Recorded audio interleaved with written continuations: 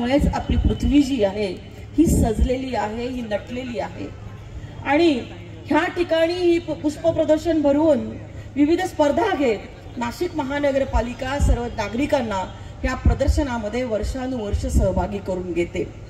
नाशिक महानगरपालिकेला उद्यानांचं शहर जरी म्हटलं तरी वावगं ठरणार नाही, किंवा जॉगिंग ट्रॅकचं शहर जरी म्हटलं तरी ते देखील वावगं ठरणार नाहीये।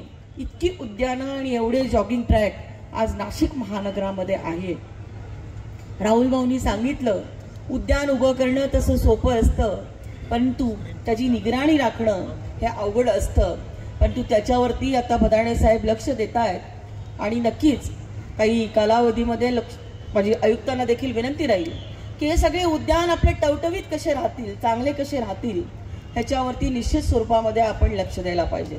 नाशिक शहरामध्ये अनेक नर्सरी आहेत। आज महापालिका तिघांनाही नवीन नाही आणि दरवर्षी हा कार्यक्रम भरतो, आपण उत्साहाने साजरा करतो आणि त्याच्यामुळे नवीन विभाग प्रमुखाला किती फरक पडतो त्याचं उत्तम उदाहरण म्हणजे आमचे भदाणे साहेब आहेत।